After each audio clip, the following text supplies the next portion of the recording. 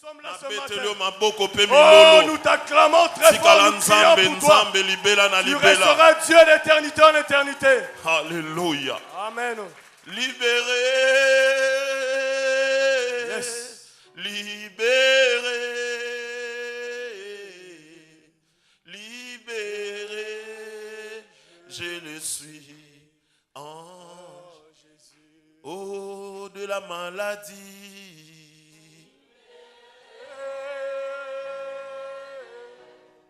Libéré, libéré, je le suis en Jésus. De la sorcellerie de famille. Alléluia. Jésus. Oh.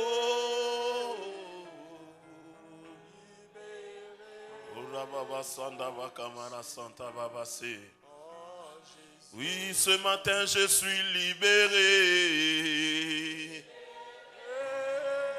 Oh yes, tu es libre ce matin au nom de Jésus. Alléluia. Libéré, je le suis.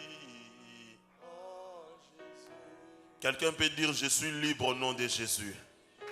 Ah, tu acclames pour toi-même, tu acclames. Gloire à Dieu. Seigneur, nous bénissons ce moment, nous bénissons ta parole au nom de Jésus. Bien-aimé, moi, nous offrons la personne de quoi ça peut mener une beauté. Pendant que tu t'assois, mon bien-aimé, salue la personne qui est à côté de toi. Salue la personne qui est à côté de toi.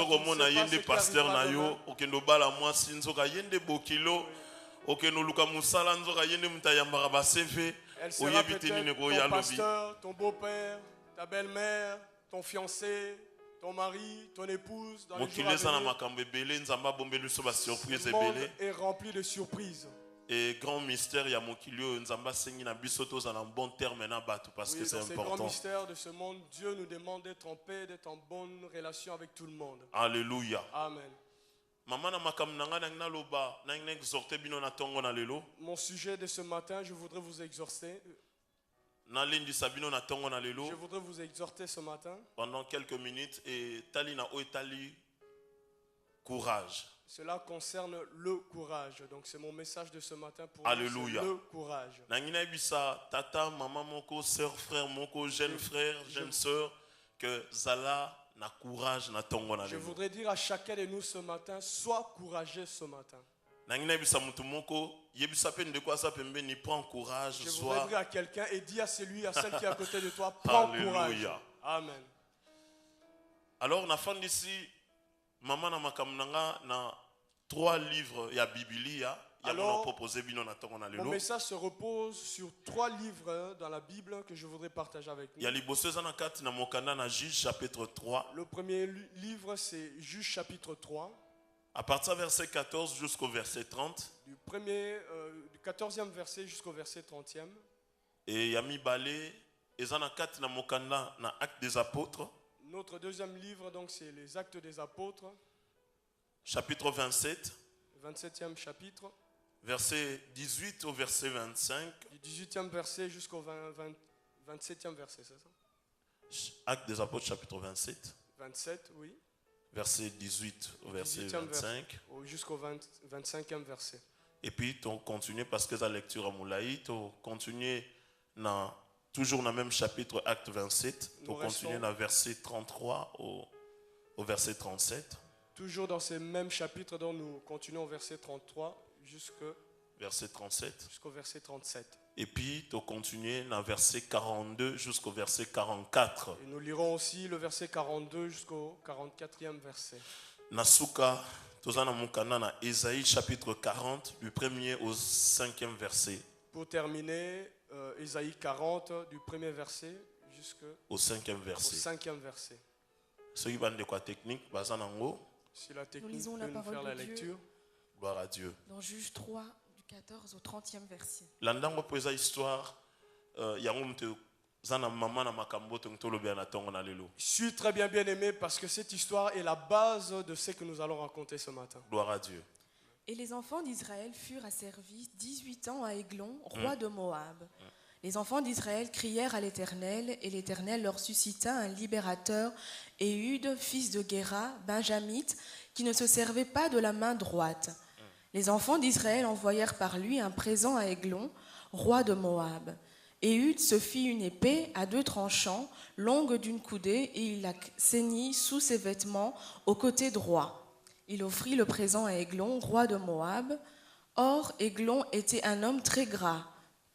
Lorsqu'il eut achevé d'offrir le présent, il renvoya les gens qui l'avaient apporté. Il revint lui-même depuis les carrières près de Gilgal, et il dit, « Ô roi, j'ai quelque chose de secret à te dire. » Le roi dit, « Silence !»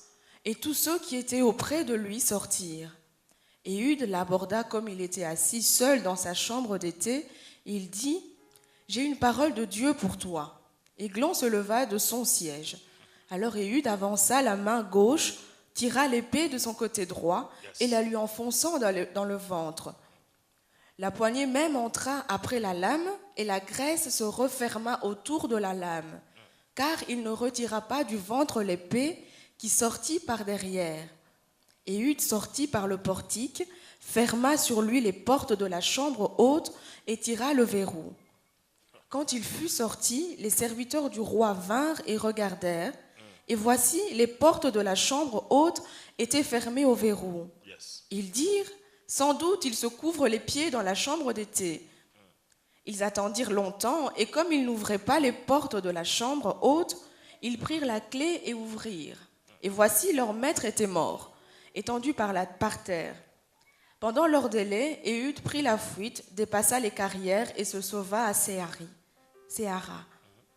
Dès qu'il fut arrivé, il sonna de la trompette dans la montagne d'Éphraïm.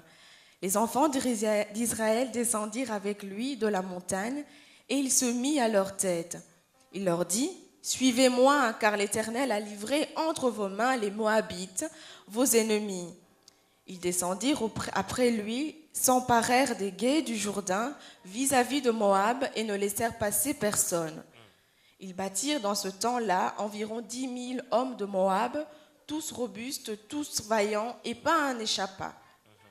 En ce jour, Moab fut humilié sous la main d'Israël, et le pays fut en repos pendant 80 ans. Amen. Gloire à Dieu. Actes des apôtres. Nous lisons la parole de Dieu. Comme nous étions violemment battus par la tempête, le lendemain on jeta la cargaison à la mer, et le 3e jour nous y lançâmes de nos propres mains les agrès du navire.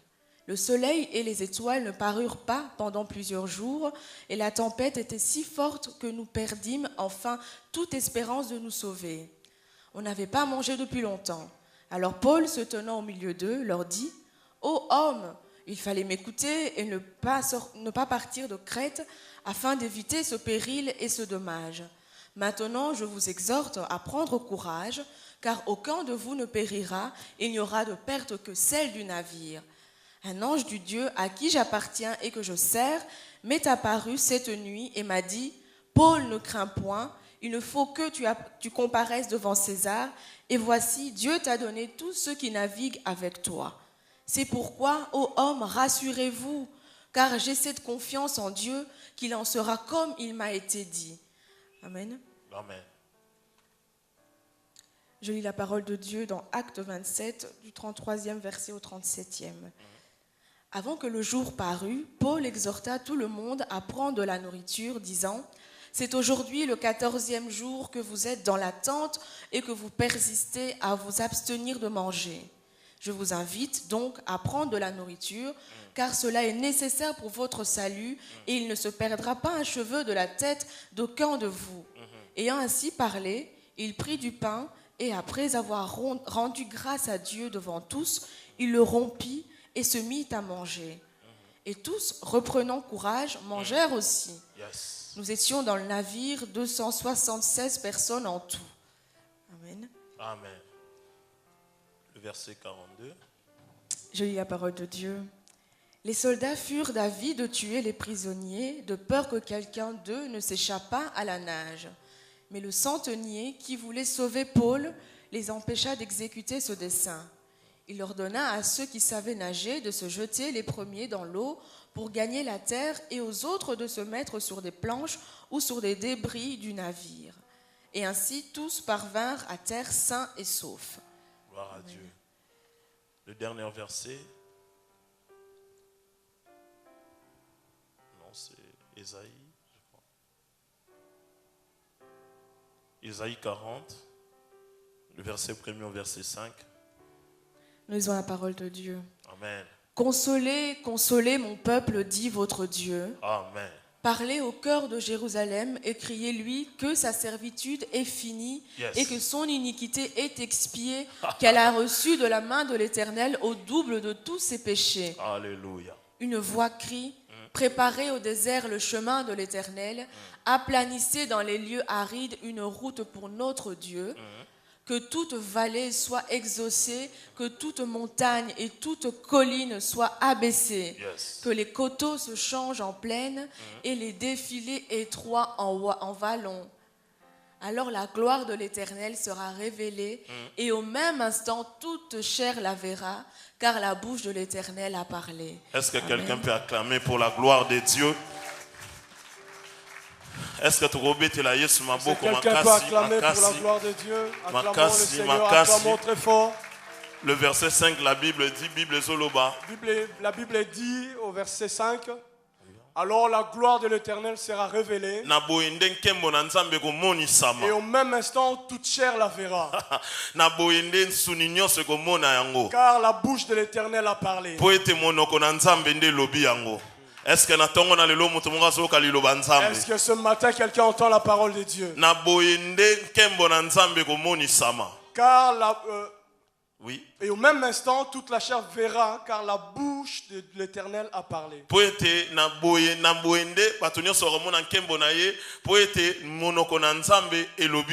Alléluia. Amen. Amen, amen, amen. Amen. Balingami, bien-aimé, Juge chapitre 3. Nous venons d'écouter une histoire dans Juge au chapitre 3. Lecture, mais parce que pour ngai lecture, ceux qui te suivent très bien, ils ont déjà 40 à 30% il y a un message na kati que déjà besoin. J'espère que nous avons très bien suivi la lecture parce qu'en suivant rien que la lecture, on aura compris 40 à 50% du message. Alléluia. Amen. Alors, dans la lecture à Libosoto, dans l'histoire à Libosoto Tangi, et ça parmi les histoires sombres, il y a Israël. Alors, cette histoire que nous venons de lire concernant Israël, c'est l'une des histoires sombres, en tout cas, qui concerne Israël. C'était des moments difficiles qu'Israël traversait. Mais maintenant, leur Dieu ne les abandonnait pas. Il était toujours avec eux malgré ces difficultés. C'était des périodes où Israël n'avait pas de roi. C'était seulement des périodes où c'était les juges qui gouvernaient. Alors le deuxième juge que nous venons de lire l'histoire, nous l'appelons Éhud. La Bible dit ceci, il sortait de la tribu de Benjamin. Alors je suis allé voir la signification de Benjamin. Benjamin veut dire c'est l'enfant de ma main droite. Alléluia. Balingami, Bible lobby, aoutaki na tribu, il y a Benjamin. On dit que cet homme venait de la tribu de Benjamin. Et na tanguana, à cette époque-là, bana Israël bazaki na sena boumbu na ba Moabite. À cette époque-là, les enfants d'Israël étaient assujettis, dominés par les Moab. Et bazaki na mokonzi moko na époque wana ba Moabite na kombo. Et le roi qui gouvernait le Moabite s'appelait Eglon. Eglon. Alléluia. Amen. Balingami tokanga ba kombo très bien. Bien, mais retenons bien les noms. Eglon azalaki mokonzi à époque wana na tangu ya Ehud. Eglon il gouvernait le Moab à cette époque de Ehud. Alors Nzamba permetaki na ba erreur ya bana Israël. Alors Dieu a permis pendant les erreurs des enfants d'Israël que ba Moabite ba koma que les Moabites commencent à les dominer, à les assujettir. Et pendant qu'ils les dominaient, les enfants d'Israël ont tellement souffert, ils se sont dit, ils sont revenus à leur Dieu. Alléluia. Amen. Et lorsqu'ils sont revenus à leur Dieu, ils ont invoqué leur Dieu. Et Dieu a suscité. Dieu a relevé quelqu'un parmi eux. Et cet homme s'appelait Éhud. Et nous disons que cet homme sortait de la tribu de Benjamin. Alléluia. Amen. Mais bien aimé, cet homme Éhud s'est levé simplement parce que Dieu l'a relevé. Mais dans toutes les histoires nous lisons concernant les juges, et surtout parmi les personnes que Dieu a utilisées, très souvent lorsque Dieu les envoyait pour une mission, Dieu leur donnait aussi une stratégie pour comment faire, comment combattre. Mais dans cette histoire concernant Éhud,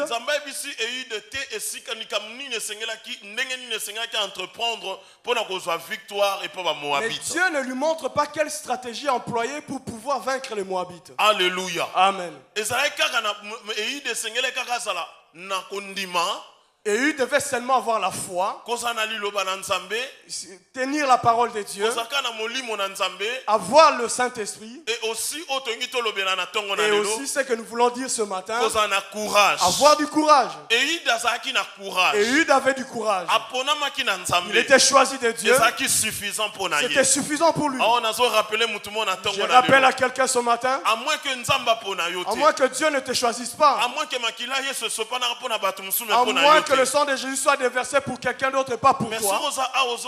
Mais si tu es là et que tu m'entends très bien, sache que depuis que Christ a versé son sang,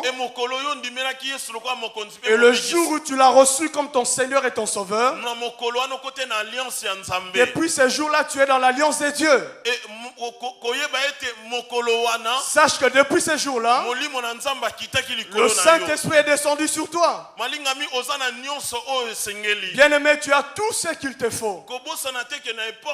N'oublie pas cette époque-là. Le Saint-Esprit ne demeurait que sur. Alléluia. Il n'était pas au-dedans d'eux comme il est au-dedans de nous aujourd'hui. Et ces bien-aimés là à cette époque ne connaissaient pas la nouvelle naissance. Est-ce que quelqu'un m'entend très bien? Aujourd'hui nous avons l'Esprit de Dieu en nous. Nous avons la nouvelle naissance en nous. Nous avons Christ au-dedans de nous. Cet homme-là, Éhud, n'avait que la parole de Dieu avec lui. Lorsque Dieu lui dira c'est toi que j'ai choisi, du coup il va faire ce que Dieu lui avait demandé. Oh bien-aimé dans le Seigneur, Dieu cherche des courageux ce matin. Le monde d'aujourd'hui, le monde d'aujourd'hui fait de sorte de nous décourager, de nous abattre. Qu'est-ce que le monde ne fait pas aujourd'hui pour nous décourager? Même dans le mariage, même en ce qui concerne la politique, en ce qui concerne les finances, le monde d'aujourd'hui fait des stratégies de façon que de diminuer notre foi. Le monde fait de sorte que nous soyons découragés, dégoûtés de la vie. Alors que nous avons la parole de Dieu.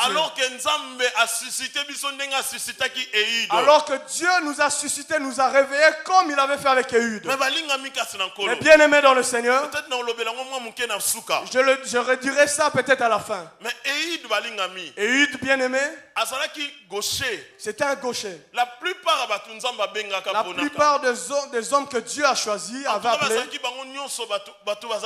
ils étaient presque tous des droitiers. Alléluia. Amen. Mais malheureusement, Éhud azaki gaucher. Mais lui par contre il était gaucher. Et ça qui quelque part la faiblesse à Éhud. C'était certainement pour lui une faiblesse. Mais bien aimé, Dieu peut passer à travers ta faiblesse pour délivrer tout un pays. Bien-aimé, dans Actes des Apôtres, la Bible dit quelque chose de très important. L'histoire que nous avons lue, apôtre Paul la Bible dit que l'apôtre Paul était appelé pour aller être jugé en Italie. Alléluia. Amen. Mais pendant son voyage vers l'Italie, il y a beaucoup de choses sont survenues. Entre autres, bien-aimé, tempête s'est levée. Entre autres, une grande tempête qui s'est levée face à eux. À tel point que alors ils ont vu la mort, ils ont cru qu'ils allaient mourir. Les personnes, les commentateurs de la Bible qui ont raconté, ils disent même comme si Luc était avec eux dans ce bateau. Parce que la façon dont Luc raconte cette histoire, c'est comme s'il était lui-même intégré dans cette histoire. Comme s'il avait réellement vécu cette histoire lui-même. Mais fait de sorte comme si nous sommes aussi dans ce bateau. C'est bien aimé s'est rendu en Italie pour comparaître devant le juge. La Bible dit ceci.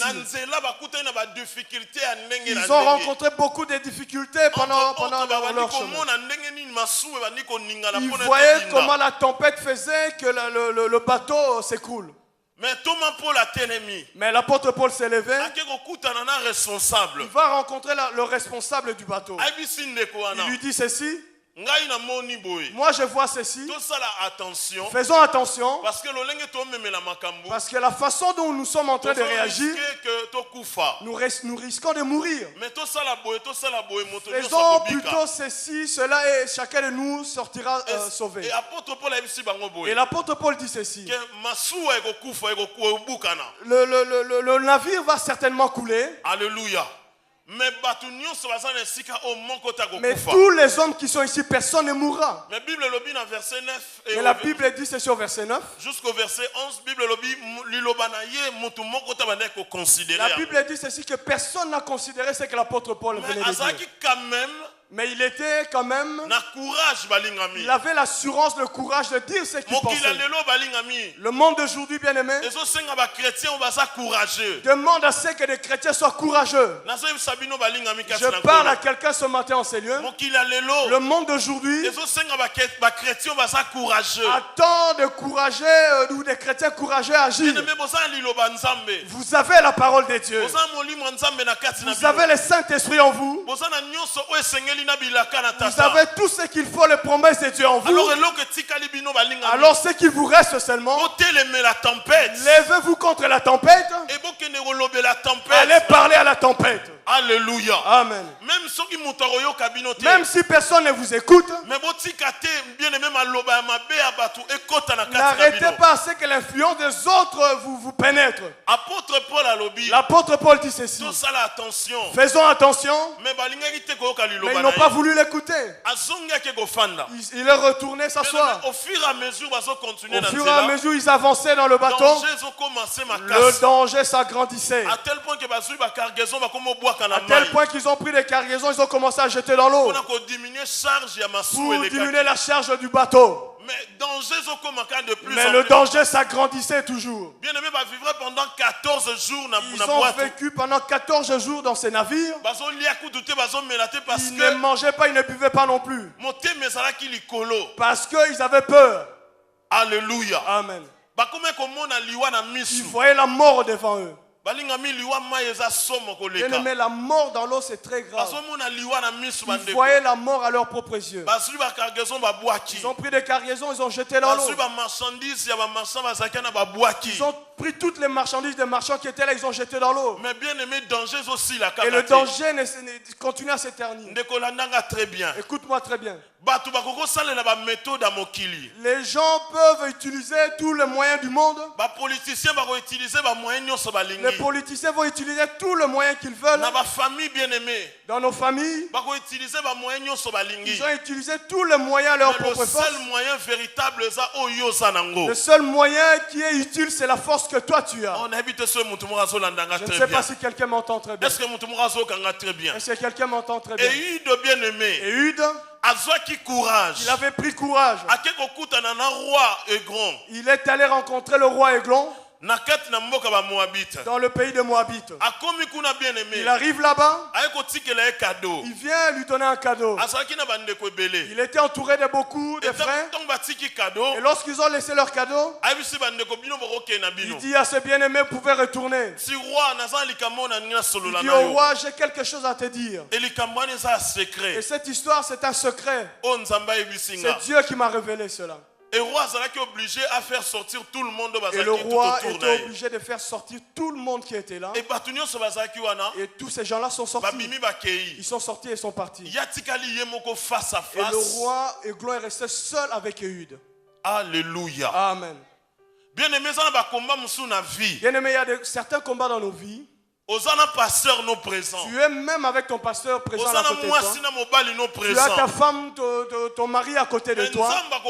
Mais Dieu permettra que tu restes seul face à face avec le roi Moabite.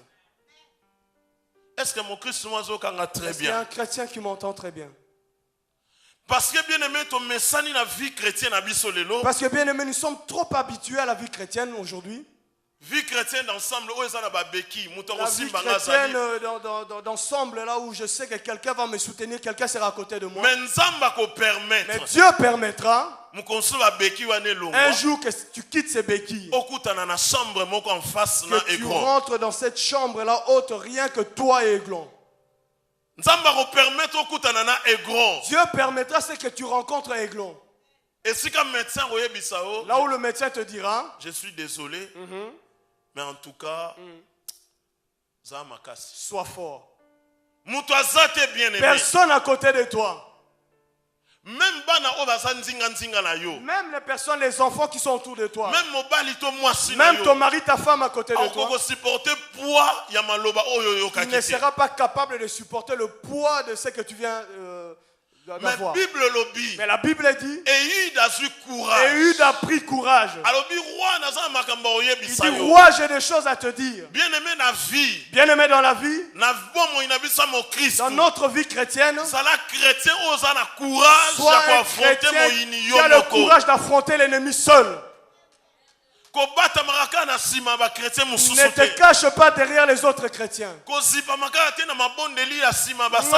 ne te couvre pas des prières des hommes de Dieu. Mais bien-aimé,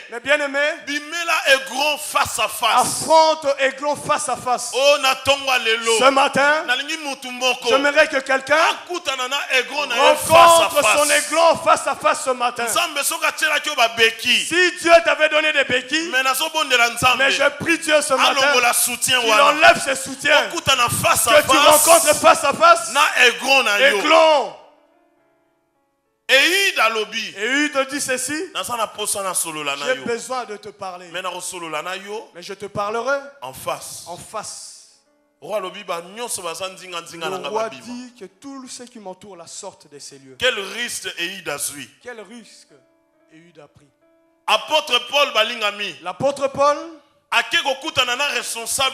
va voir le responsable de ce navire. Il dit, écoute, comme on est là, ne craignez rien. L'ange de Dieu que je sers m'a dit ceci, comme nous sommes là, personne ne mourra. Tous comme nous sommes là, prenons courage, prenons la force, personne ne puisse avoir peur. Ce n'est pas facile, mais bien de venir dire des choses, de venir encourager les gens, alors qu'ils sont en train de vivre la mort. Alléluia. Amen. Bien-aimé, si Dieu ne t'envoie pas, cela n'est pas facile. Tu parles à quelqu'un en lui disant, Alors que vous vivez la mort tous les deux. L'apôtre Paul était dans ses navires. Il n'était pas en dehors du navire. Il était là, il vivait la même chose. Gloire à Dieu. Bien-aimé,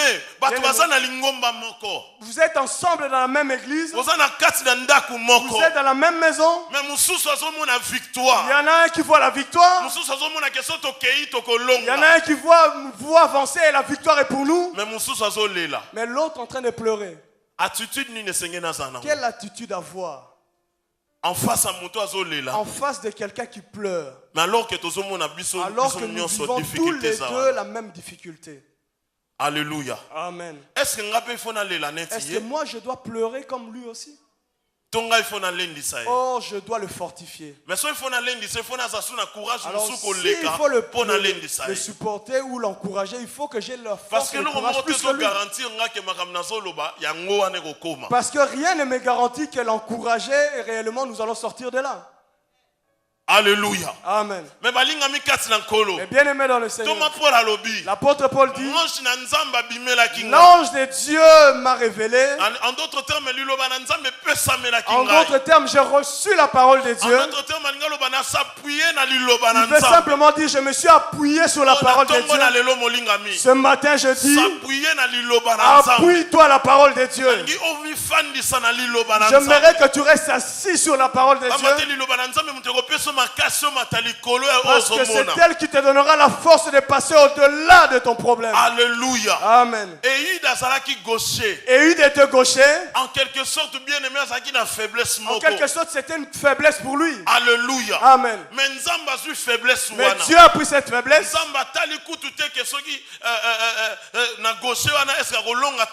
Dieu ne regardait même pas si en étant gaucher il allait perdre ou pas. Non. Mais la Bible dit ceci. Éhude en avançant, il avait déjà pris son couteau. C'était un couteau à double tranchant. Il avait ça sur lui. Et la Bible dit, lorsqu'il a rencontré Églon, Églon était assis. Il dit, j'ai quelque chose à te dire que Dieu m'a dit. Et lorsque le roi a voulu se lever, Éhude a pris le couteau de son côté droit. Il prend cela, il va l'employer dans le ventre. Alléluia. Amen. En face à l'ennemi, cela te demandera que tu puises les réserves que tu as. Alléluia. Amen. Que tu as épuisé dans le dépôt la parole de Dieu que tu as. Et la Bible dit, il prend son couteau, il va poignarder encore au plus profond dans le ventre. Alléluia. Amen. Et gloire soit rendue à Dieu. Et gloire soit rendue à notre Dieu. La Bible dit ceci.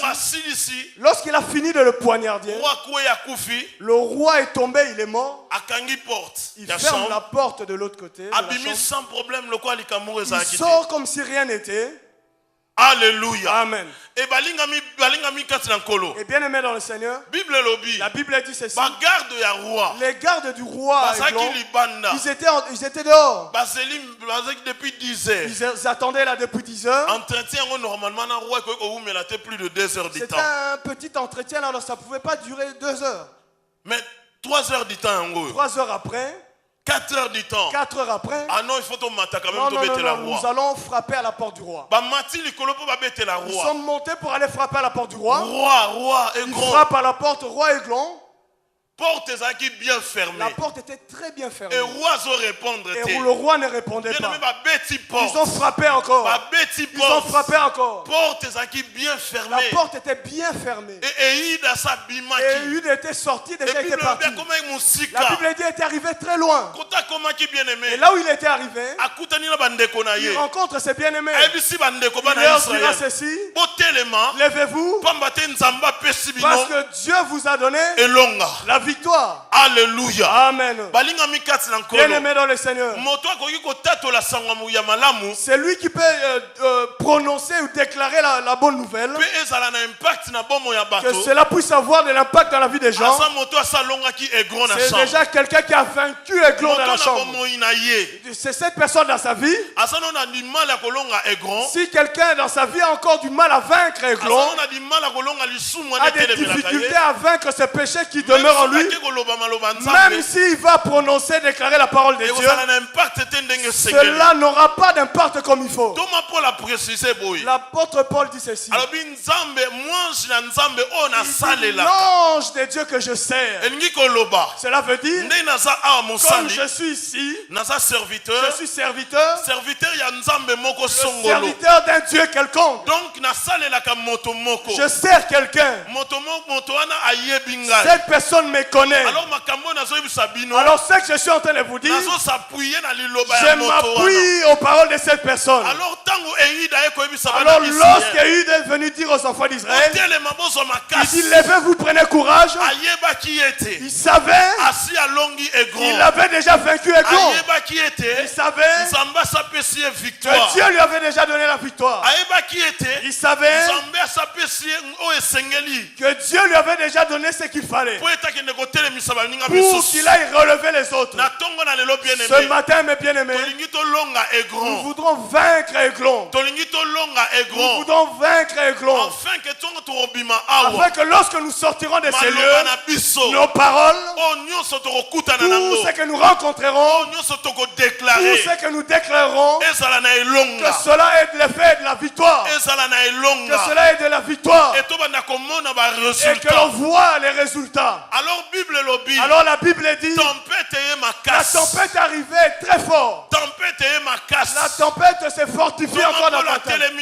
L'apôtre Paul s'élève encore. Ça fait 14 jours. Il dit, ça fait 14 jours. Vous ne mangez pas et vous même pas boire parce que vous craignez la mort. Mais moi je vous dis, mangez, buvez, réjouissez-vous. Personne parmi vous, un de ses cheveux ne tombera. Je dis à quelqu'un ce matin, mange, bois, sois dans la joie, ne sois pas dans la tristesse. Je parle à quelqu'un ce matin, ne reste pas dans la tristesse. Parce que si tu restes dans cette tristesse, si tu ne sais pas, nous avons déjà vaincu Aiglon. Voilà pourquoi je te dis ce matin, mange, réjouis-toi, bois, lève-toi, simplement parce que nous avons déjà vaincu Aiglon. Alléluia. Amen. Nous avons déjà vaincu à la croix. Nous avons déjà vaincu à la croix. Bien-aimé, tu as tout ce qu'il te faut. Tu as la victoire. Tu as la victoire à la croix. Le sang de Christ s'était déversé pour toi. Le Saint-Esprit est en toi. Les promesses de Dieu qu'elle a données, c'est pour toi et tous tes enfants. Ce qui te reste, ne crains rien. Lève-toi. L'apôtre Paul dit, lève-toi, mange, bois, réjouis-toi. Que rien ne te fasse peur. Parce que le Dieu que je sers, il a déjà donné la victoire. Et lorsque j'ai dit ces choses, tout ce qui était tout autour de lui, il le voit prier, prendre le pain et prier. Il a mangé. La Bible dit tous ceux qui étaient là, ils ont pris courage. Ils se sont levés, ils ont pris le pain. Ils ont commencé à manger. Ce matin, j'aimerais que tu manges. Quel est ce problème qui t'empêche de manger? Qu'est-ce qui t'empêche de dormir? Est-ce que ce problème avait été à la croix? Est-ce que ce problème avait versé son sang? Il n'y a qu'une seule personne qui avait versé son sang. Je dis, il y a qu'une seule personne qui était montée à la croix pour toi. L'apôtre Paul savait cela. Il dit, mais bien les mères, ne restez pas dans la paix. Nous ne sommes plus dans ce temps, nous devons nous soucier. Nous ne sommes plus dans le temps d'être découragés. Nous sommes dans le temps où nous devons être debout. C'est le temps de se réjouir. Parce que notre Dieu, il a tout vaincu. Esaïe dit ceci. Esaïe chapitre 40 verset 1. Esaïe chapitre 40 au verset 1. Expose-nous cela ici. Nous allons lire cela. La Bible dit ceci. Consolez, consolez mon peuple. Dit votre Dieu. Parlez au cœur de Jérusalem. Et criez-lui que sa servitude est finie. Que son iniquité est expiée.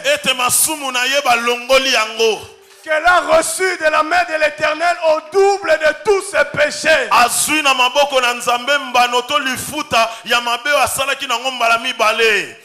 Nous continuons. Une voix crie. Préparez au désert le chemin de l'Éternel. Aplanissez dans les lieux arides une route pour notre Dieu.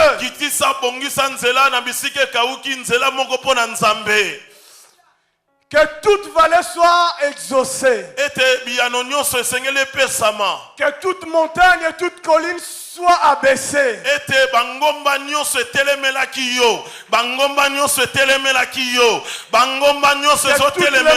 Qui s'élève contre toi, alléluia, soit abaissé, soit aplani au nom de Jésus. Nous continuons lecture, bien-aimé. À lire. Et Bible lobby. Alors la gloire de l'Éternel sera révélée. Et au même instant, toute chair la verra. Car la bouche de l'Éternel a parlé. Car la bouche de l'Éternel. Car la bouche de l'Éternel. Car la bouche de l'Éternel. Oh, si cela était venu de nous. Si cela était venu de nos pères. Mais cela vient de Dieu. Cela vient de Dieu. Qu'est-ce qui vient de Dieu?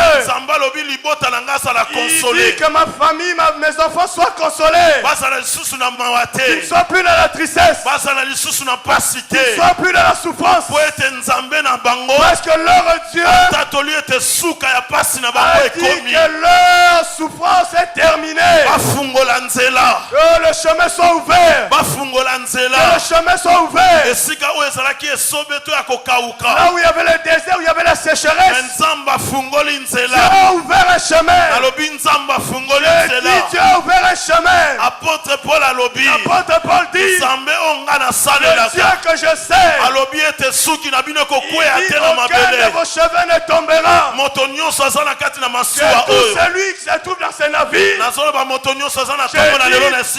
celui qui est en ces lieux, que ce soit tes enfants, que ce soit tes projets, que ce soit ton travail, rien n'échouera.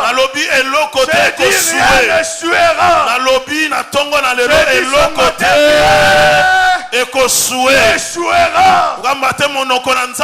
Simplement parce que la bouche de Dieu dit. La bouche de Dieu dit. La bouche de Dieu dit. Je ne laisserai pas ceux qui sont à moi. Ceux qui m'appartiennent soient consolés. Et si Dieu que vous dit que vous êtes consolés, vous êtes réellement consolés. Si Dieu dit, je ferai que ma gloire soit révélée, la gloire de Dieu se révélera réellement. Maintenant je parle à toutes les montagnes de David. Et à toutes les maladies qui se trouvent en Seigneur. Je dis à tous les problèmes, les difficultés qui se trouvent en Seigneur. Je parle à ton problème. Je ne te parle plus, mais je parle à ton problème. Tu as déjà entendu la parole. Maintenant je parle à tes problèmes. Je parle à ta maladie. Je parle à tes montagnes. des collines. Je leur dis maintenant. Esaïe a dit, tu as entendu la parole de Dieu. Tu as entendu la parole de Dieu. Maintenant nous te donnons l'ordre. Que tu sois la montagne. Que tu sois la colline. Que tu sois le problème. Que tu sois la difficulté. la maladie. Que tu sois la maladie. Maintenant pas de mer. Maintenant. Maintenant. Maintenant. Maintenant. Maintenant. Maintenant. Maintenant. Maintenant. Maintenant. Maintenant. Maintenant. Au nom de Jésus. Au nom de Jésus. Au nom de Jésus. Au nom de Jésus. Au nom de Jésus. Au nom de Jésus. Au nom de Jésus. Frère le chemin. Frère le chemin. Frère le chemin. Frère le chemin. Frère le chemin. Frère le chemin. Frère le chemin. Frère le chemin. Frère le chemin. Frère le chemin. Au nom de Jésus. Au nom de Jésus. Ramasaka barababa.